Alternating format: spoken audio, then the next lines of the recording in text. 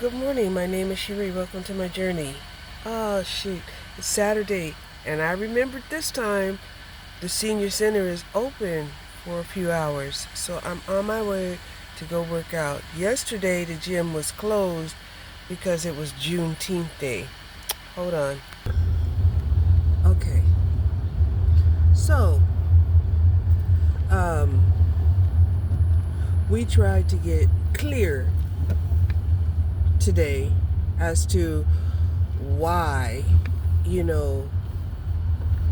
our country is suffering, and how we kind of accepted the lies, because we did.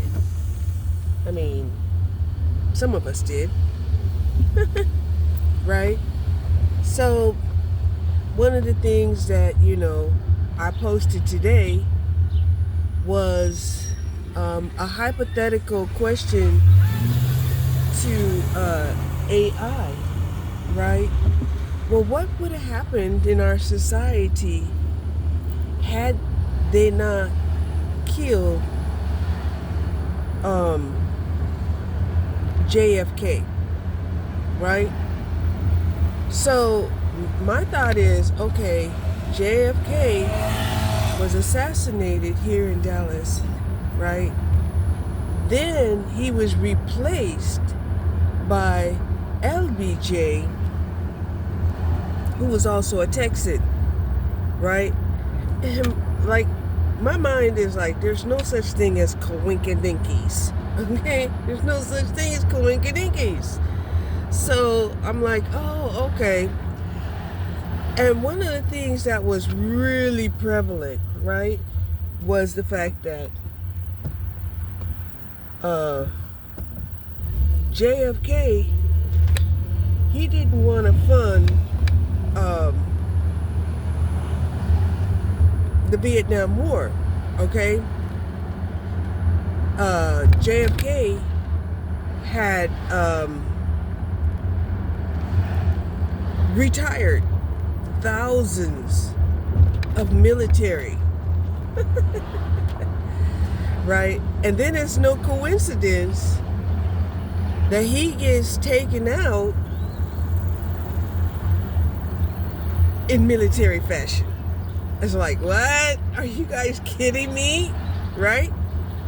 Also, at that time, JFK wanted to invest in the space program. Okay? He felt like investing in the space program was going to be more beneficial than war. All right? However, of course, we see in our society, we have men that will weaponize everything. They will pervert, the definition of everything.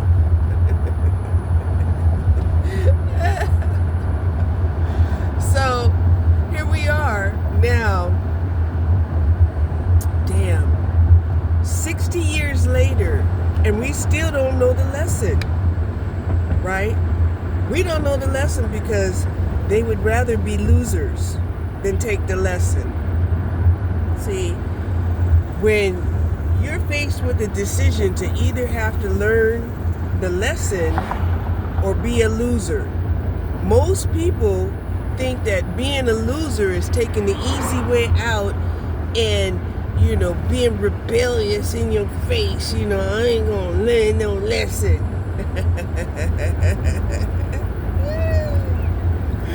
Yes. Okay. So here we are 60 years later. No lesson was learned, right? When we don't take the lesson, then we're gonna take the loss. That's the way it is. You can be in denial. You can do that. What? I don't hear it, I don't see it, and I don't speak it. right?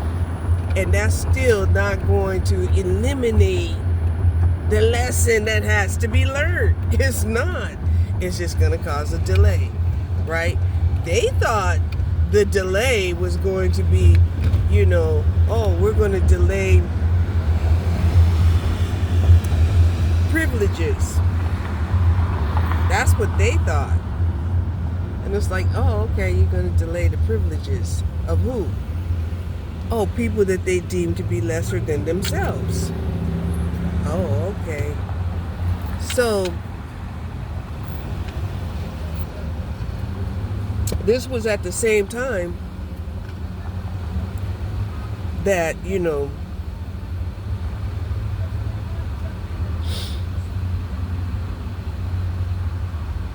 more and more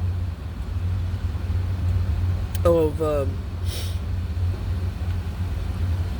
freed captives, were migrating up north. Okay? So here we are where, there's no justification in giving, these huge plots of land and then forcing captives to work the land for them and then telling them, well, I needed you to work the land, and you should be grateful that you're alive, right? It's really weird. It's really weird. So the whole civil rights thing took a vicious and horrendous turn back in 1963. Right? And it was during this time that they also decided to kill other civil rights leaders like Martin Luther King and Malcolm X, and and then they decided, oh my goodness, there's money in the conflict, right? We could have civil conflict and, we could profit from the demise of people right here in our country, especially since there are people we despise right here in our country.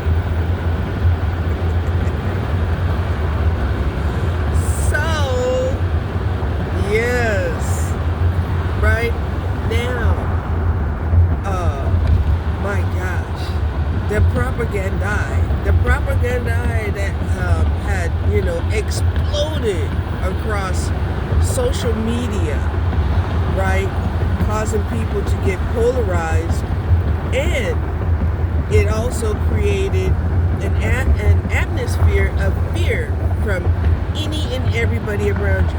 And sadly to say, the spiritual community played a big part in it, right? Big part in it. They were like, all they have to do is create this art of fear in their narrative, go up that steep climb, create the fear, right? Fear of family, fear of environment, fear of, agitation of the people that's, around you, right? And it will, bring them a return, right? And what would be the return? The return is that people will be squandering, looking for some type of relief, right? And that's why I hate it when these people will come out here, especially in the spiritual community, and try to hit a general message, that will hit like every fucking avenue, right? It will hit your family, it will hit your friends, it will hit your workplace, it will hit everything. Your church, your values, it will hit everything. And then they'll say, oh, but by the way, only take this if this resonates. And it's like, shit, at some point, somewhere, it's gonna hit because it's what's happening. There's nothing that the spiritual community can say about a behavior that's not gonna hit that happened at some time of their life, right? Tell me, I mean, honestly, have you ever listened to a spiritual channel say something that didn't hit you at some point in your life? Or that you didn't see happening somewhere in your environment? Right? So I hate it when they'll say, well, this could be a family member. This could be this or that or this or that. Okay. Now, to be honest, I do understand that our family members, are very demanding when it comes to, tolerating, their bad behavior. And that's just, a circumstance that happens, when people are stuck, having to put up with each other.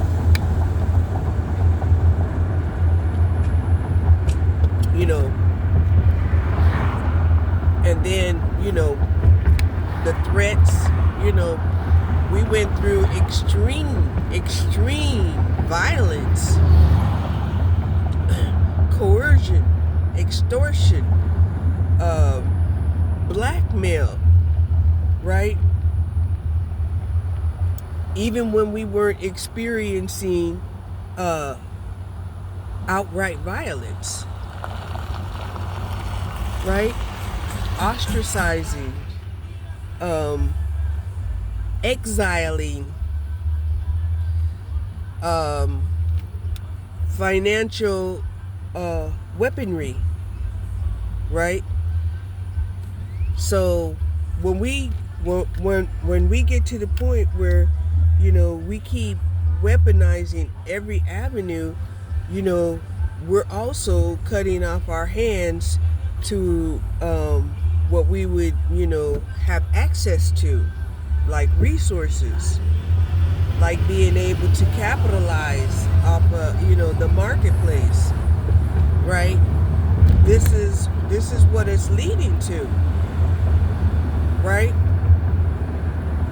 And for the people that have been denied resources and rights, for them, this would help them, have a better life. But the people who had, capitalized off of capitalism, they, on the other hand, they're going to feel like, their ability to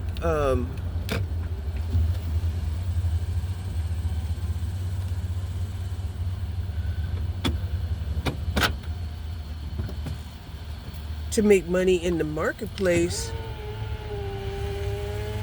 at huge profits have been taken away from them, right? So then we have this situation, kind of like what echoed in that Malcolm X movie, where you had all of these outliners, mad because they had been making money, in the background, of these conventions that was being put on, asking for, equal rights. Well, if people actually had gotten the equal rights, how would these people be making their money then? They're like, no, they wasn't ready for that. It was going to happen too fast, right? It's like, don't let it happen until they have already devised a way to keep making money, right? An analogy of that is, don't let